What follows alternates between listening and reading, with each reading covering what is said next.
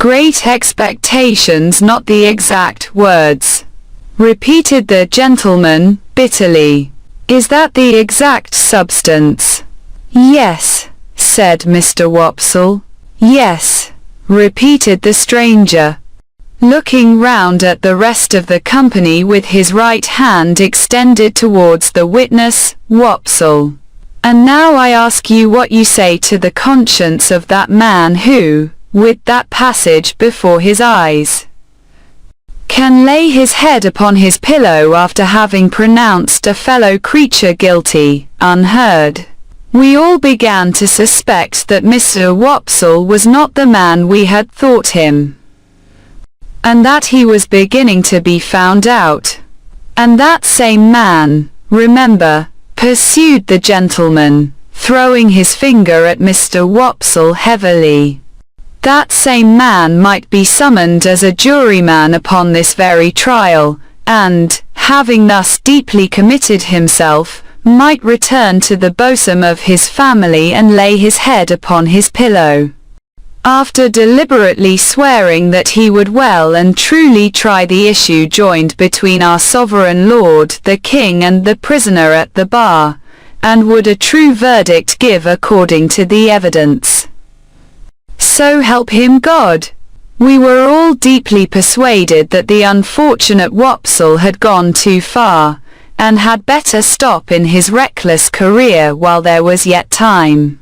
The strange gentleman, with an air of authority not to be disputed, and with a manner expressive of knowing something secret about every one of us that would effectually do for each individual if he chose to disclose it, left the back of the settle, and came into the space between the two settles, in front of the fire, where he remained standing, his left hand in his pocket, and he biting the forefinger of his right.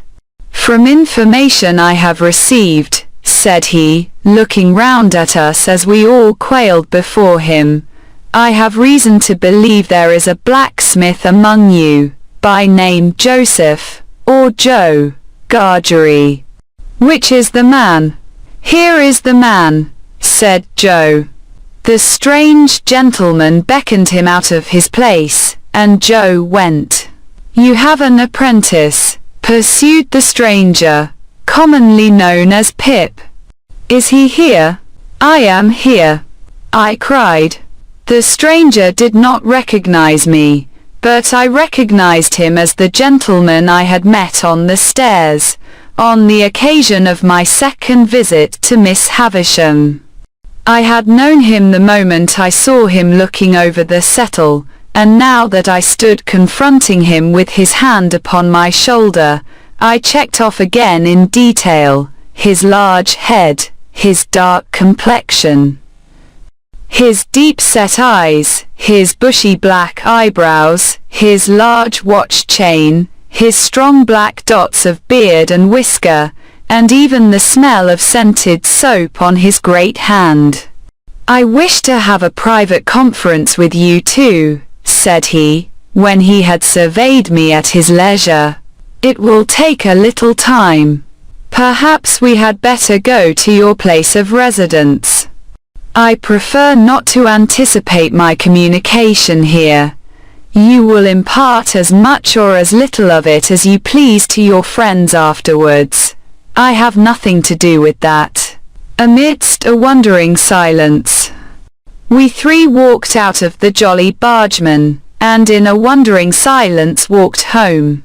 While going along, the strange gentleman occasionally looked at me, and occasionally bit the side of his finger.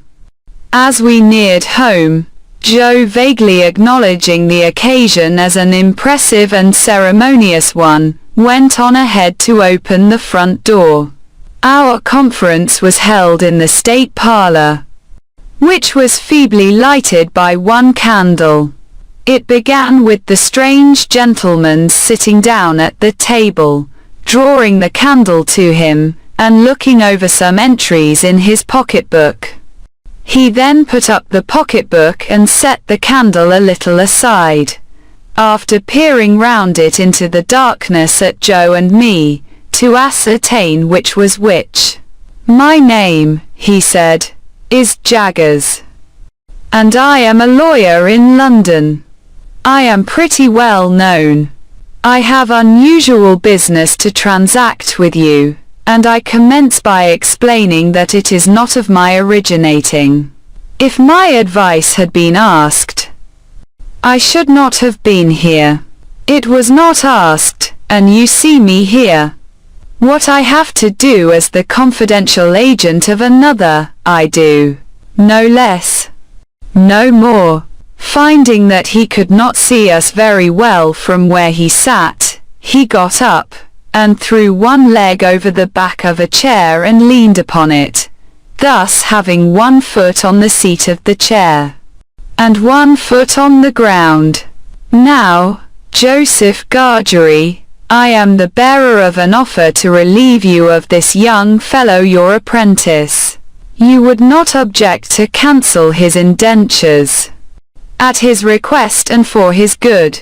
You would want nothing for so doing." "Lord forbid that I should want anything for not standing in Pip's way," said Joe, staring.